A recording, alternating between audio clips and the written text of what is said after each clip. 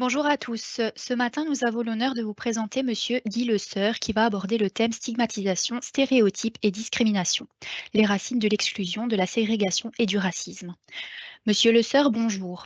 Vous êtes titulaire d'un master 2 en psychologie de l'université Paris 13 et de divers diplômes universitaires, notamment en anthropologie de la santé, en psychiatrie transculturelle et médiation.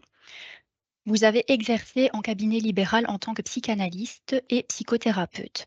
Vous avez publié de nombreux articles, notamment avec le docteur Ferrajai, psychiatre des hôpitaux, un ouvrage intitulé Le frère venu d'ailleurs, culture et contre-transfert, paru en 2015 chez l'Harmattan, ainsi que plusieurs articles sur le contre-transfert culturel, notamment sur la ségrégation et les stéréotypes dont peuvent être victimes les handicapés, les malades mentaux, les personnes avançant en âge et les migrants.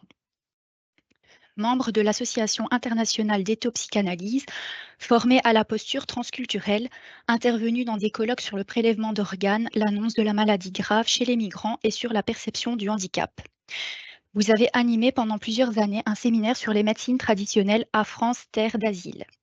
Membre de groupes d'études des mouvements de pensée en vue de la protection de l'individu et de Société française de santé publique.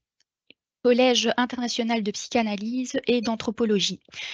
Fédération nationale de psychanalyse, Association Maria-Josée Handicap France, Équateur. Bonjour, merci de m'accueillir. Effectivement, le sujet, c'est stigmatisation, stéréotypes et discrimination. Et j'ai rajouté aux racines de l'exclusion, de la ségrégation et du racisme.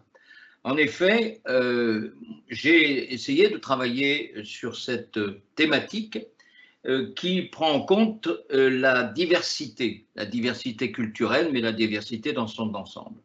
En fait, nous sommes tous pareils, on le sait, l'espèce humaine, mais pourtant, nous stigmatisons et discriminons l'autre par un stéréotypage inconscient, mais très délétère.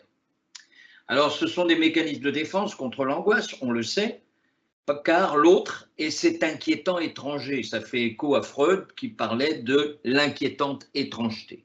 Cet étranger n'est pas moi, bien sûr, mais il peut m'attaquer, il peut m'asservir et même me nuire.